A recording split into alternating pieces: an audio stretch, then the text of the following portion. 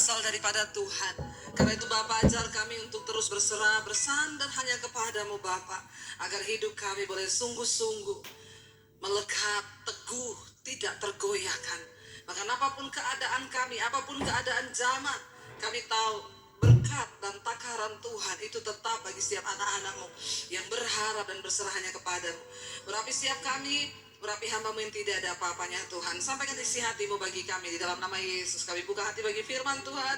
Yang percaya Tuhan memberkati kita, katakan bersama, amin, amin, amin. Puji Tuhan, saudara. Dalam hidup kita ini kita bersyukur bisa mengenal Tuhan Yesus sebagai Tuhan dan Juru Selamat. Kenapa? Karena Tuhan itu bukan hanya memanggil kita, Dia bukan hanya menyelamatkan kita, tapi Dia memberikan janji kepada kita. Karena ya, orang Kristen itu bersyukur. Kita ini baca Alkitab itu begitu banyak janji-janji Tuhan loh. Ya, saya nggak tahu kalau yang lain, tapi yang saya tahu di Alkitab itu isinya itu semua janji Tuhan. Ya, dan janji itu luar biasa, saudara. Janji tentang pemeliharaan, janji tentang tuntunan Tuhan, janji tentang hidup yang berkelimpahan, semua janji diberikan kepada saudara dan saya. Dan tentunya Tuhan mau ketika kita menerima janji itu, kita imani dan itu sungguh-sungguh terjadi dalam hidup kita. Sehingga kita bukan hanya menjadi orang yang percaya saja, tapi kita punya banyak kesaksian tentang janji Tuhan terjadi di hidup kita. Karena memang tidak semua orang akan mengalami janji itu. Hanya orang-orang tertentu yang akan mengalami setiap janji Tuhan itu dalam hidupnya, saudara. Kita buka bersama dulu Mazmur 12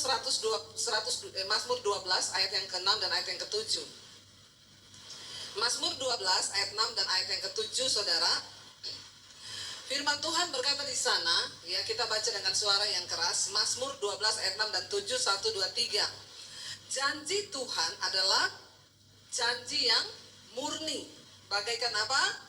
Bagaikan perak yang teruji, 7 kali dimurnikan dalam dapur peleburan di tanah. Ayat berikutnya berkata, Engkau Tuhan yang akan menepatinya. Engkau akan menjaga kami senantiasa terhadap angkatan ini. Saudara, dikatakan di sana bahwa janji Tuhan itu adalah janji yang murni. Bagaikan perak yang teruji, 7 kali dimurnikan di dalam dapur peleburan di tanah. Kalau kita mendengar janji manusia, saudara, saya mau tanya, manusia itu bisa bohong nggak? Ya, suami bisa bohong nggak? Kok ibu-ibu semangat sekali ngomong bisanya ya? Ya, ibu-ibu langsung bisa. Suami bisa bohong, bisa. Tapi suami di sini tidak ada yang bohong, amin. Insya Allah. Ya, istri bisa bohong nggak sama suami? Bisa. Banyak orang bisa berbohong, bahkan berani berjanji memakai nama Tuhan lagi, saudara. Tapi yang namanya manusia itu bisa tidak menepati janjinya. Ya, manusia bisa lupa, tapi setidaknya kita kalau menerima janji dari manusia, ya senang juga ya. Memang kalau janji manusia itu jangan dimasukin hati. Anak berjanji sama orang tua janji sama anak, nggak usah. Karena banyak pertengkaran terjadi gara-gara janji yang tidak ditepati. Saya berusaha sampai hari ini kalau ada orang janji, saya nggak mau masukin di hati, cukup masuk di kuping saja, amin. Karena kalau kita masukin hati, nanti kita sakit hati. Makanya muda-muda di sini, ya kalau pacaran, cowoknya kebanyakan janji, itu pret. Ya, banyak janjinya itu biasanya pret. Mending jalannya aja, nggak usah janji. Ya, nggak usah janji. Kalau memang mau memberkati, ya berkati. Daripada berjanji tapi tidak ditepati. Manusia itu mengecewakan.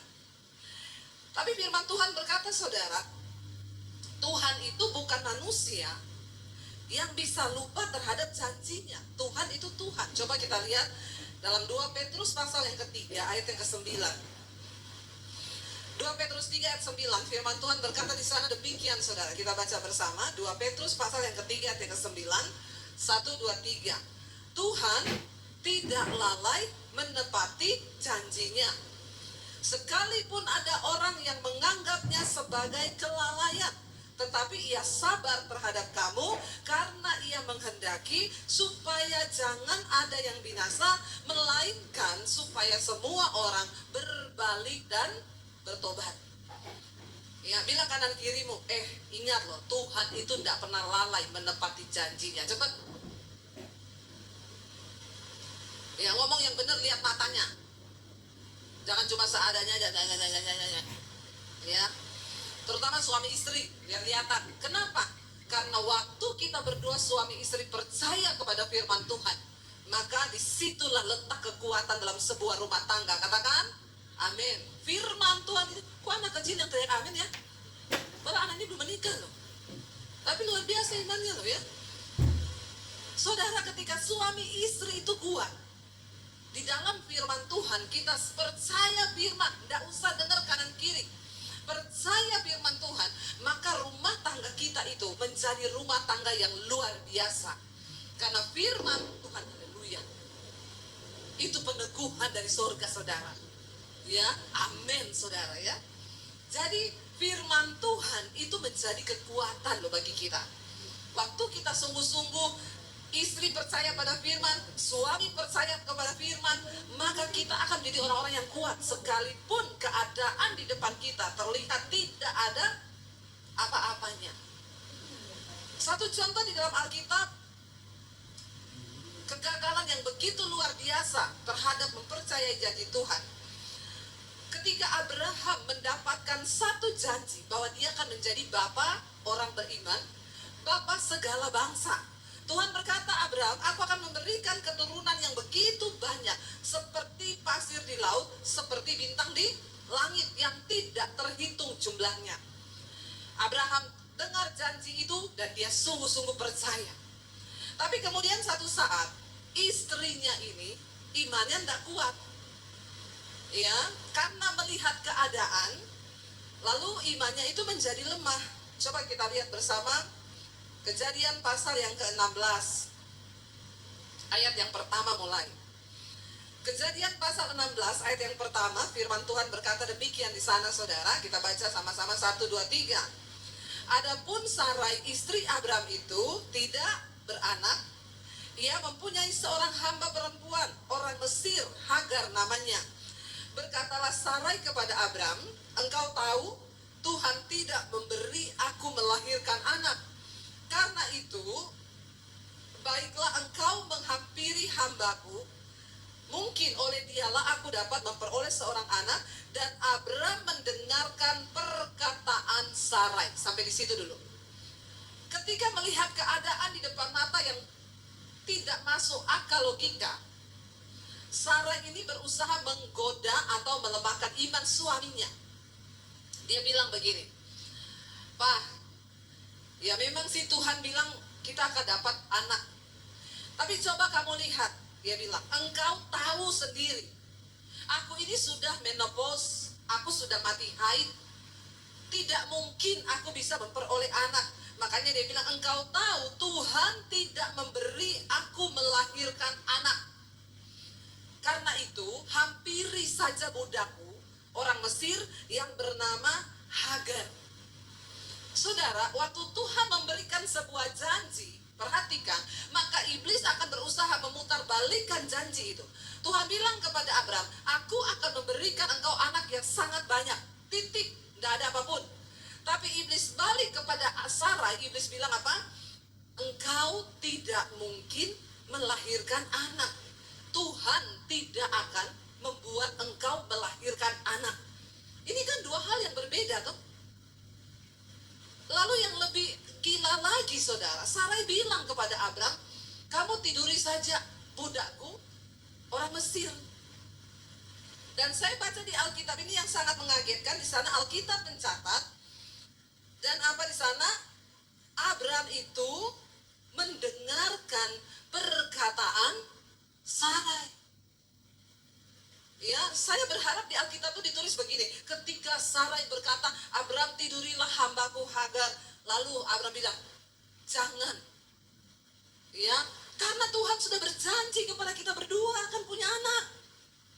Ya, lalu besoknya Sarai menggoda lagi Abram untuk tidur dengan hambanya. Harusnya kan begitu sampai 3 atau 4 kali lah ya.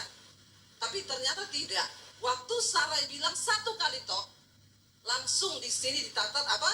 Dan Abram mendengarkan perkataan Sarai. Tumben bapak-bapak ini 1 kali ngomong langsung dengar. Halo bapak-bapak.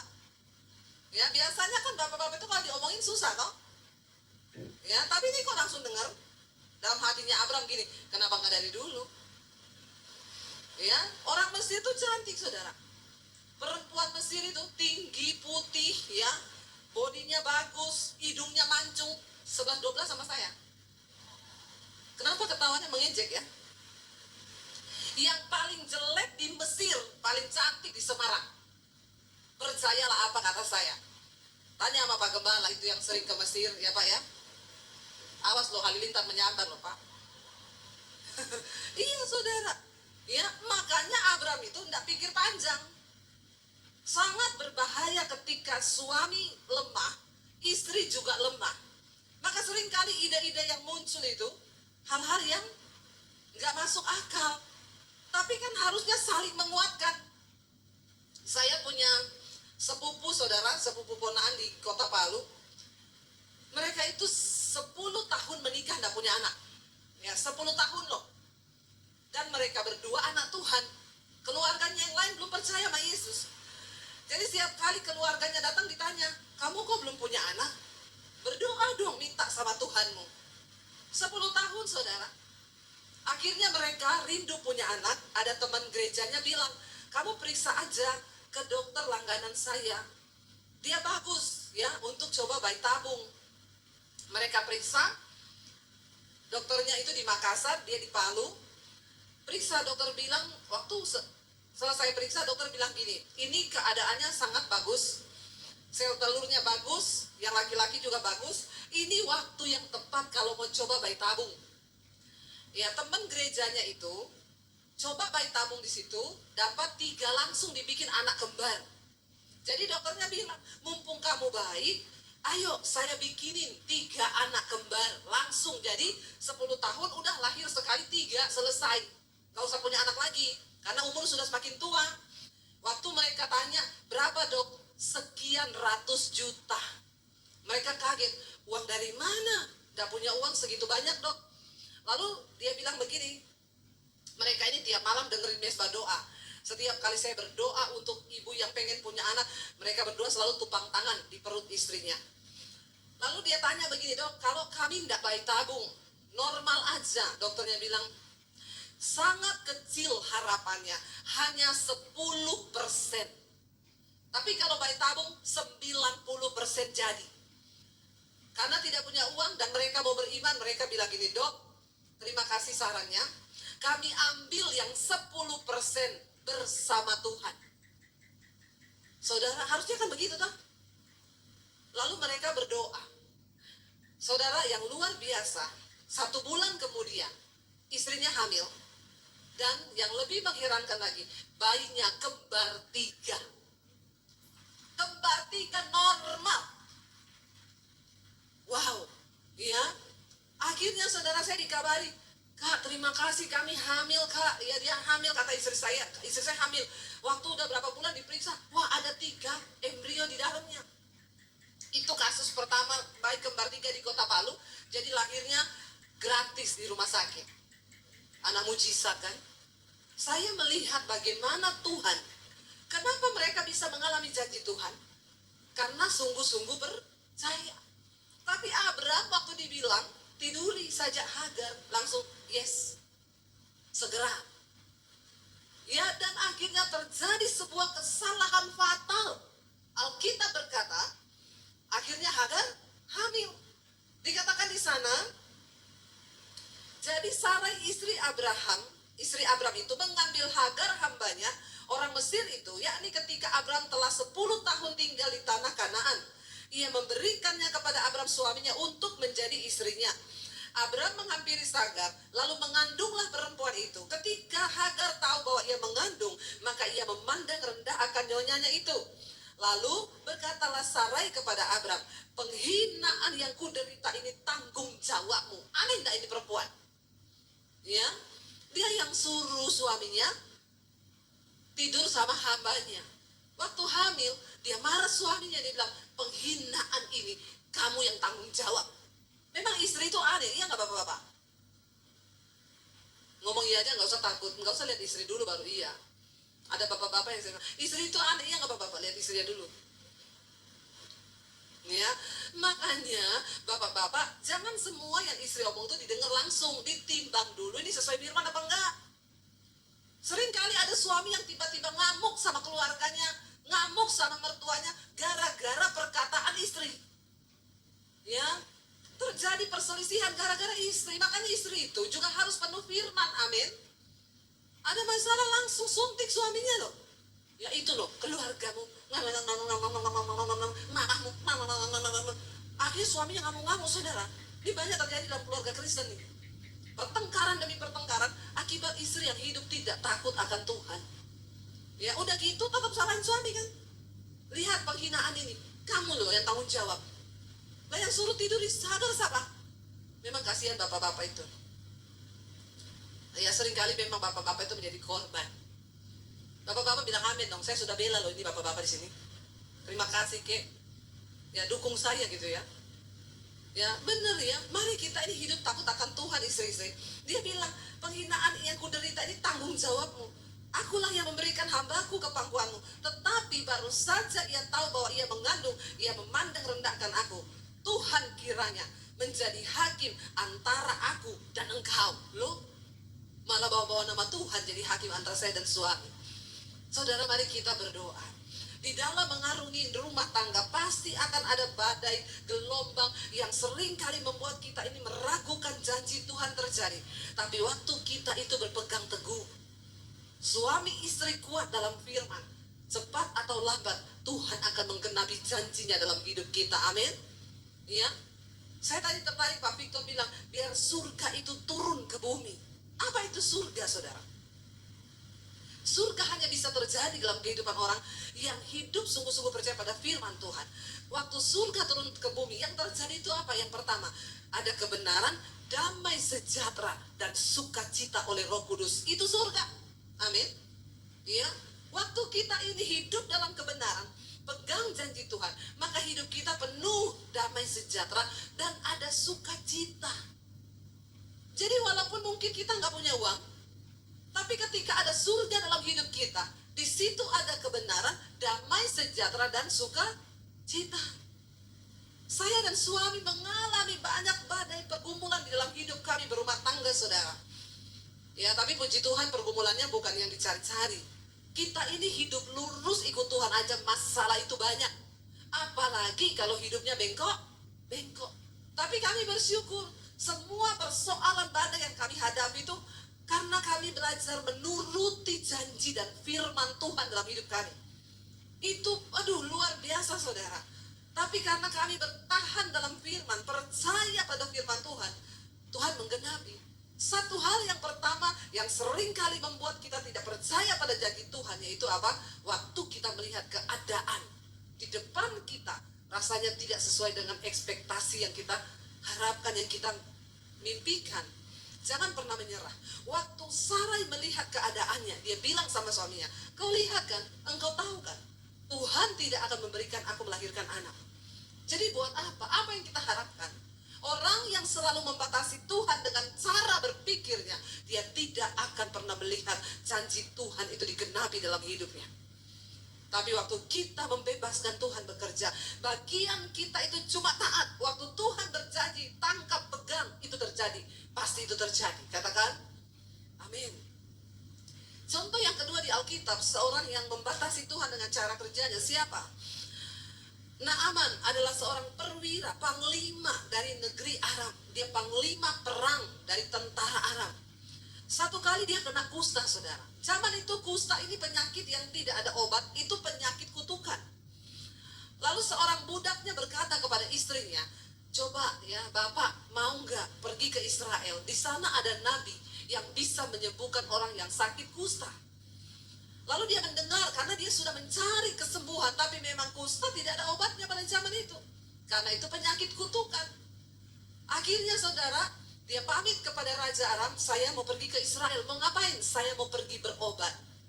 Lalu Raja Aram bilang begini, oke, kalau kamu mau pergi, saya bikin surat kuasa, kamu bawa sampaikan kepada Raja Israel.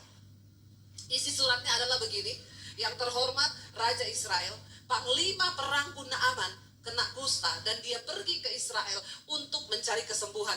Tolong sembuhkan dia dari penyakit kustanya. Waktu Raja Israel membaca surat itu, dia goyahkan jubahnya, tanda tidak berdaya. Dia bilang, Tuhankah aku? Allahkah aku ini? Sehingga ini Raja Aram mengirim surat dan mengirim panglima perangnya untuk datang ke sini dan untuk aku sembuhkan. Raja Israel berkata, sesungguhnya dia ini cuma cari gara-gara. Dia pasti mau perang lagi dengan Israel. Ketika didengar Elisa, saudara, bahwa Raja Israel mengoyakkan jubahnya, dia berkata, dia kirim utusan, suruh Naaman datang ke rumahku, supaya dia tahu bahwa di Israel ada Allah yang hidup, yang sanggup menyembuhkan. Lalu dia datang, saudara. Ketika dia datang, Alkitab berkata, Elisa tidak membuka pintunya. Elisa tidak menemui Naaman. Kita baca 2 Raja-Raja pasal yang ke-5 ayat yang ke-9 sampai ayat 12, saudara. 2 Raja-Raja 5 ayat 9 sampai 12. Kemudian datanglah Naaman dengan kudanya dan keretanya, lalu berhenti di depan pintu rumah Elisa. Elisa menyuruh seorang suruhan kepadanya mengatakan, pergilah mandi 7 kali dalam sungai Yordan, maka tubuhmu akan pulih kembali sehingga engkau menjadi tahir. Tetapi pergilah Naaman dengan gusar sambil berkata, aku sangka setidak-tidaknya ia datang keluar dan berdiri memanggil nama Tuhan Allahnya, lalu menggerak-gerakkan tangannya di atas tempat penyakit itu, dan dengan demikian menyembuhkan penyakit kustaku. Naaman membatasi Tuhan dengan cara berpikirnya. Dia bilang, harusnya kan saya bisa sembuh, dia keluar, doain aku nih, tumpang tangan di atas kepalaku, lalu berdoa kepada Allahnya, lalu aku sembuh. Saudara, jangan pernah batasi Tuhan dengan cara berpikir kita, sebab jalan Tuhan bukan jalan kita, waktu Tuhan bukan waktu kita, cara Tuhan bekerja bukan cara kita. Seringkali kita tidak melihat janji Tuhan digenapi dalam hidup kita karena kita membatasi Tuhan dengan cara berpikir kita. Naaman ini seorang panglima, dia biasanya cuma perintah-perintah anak buah, kamu bikin begini, kamu bikin begitu. Kesombongannya membuat dia itu juga mau atur Tuhan, mau atur hamba Tuhan. Dia lupa bahwa Tuhan itu punya cara kerjanya sendiri yang berbeda dengan cara kita.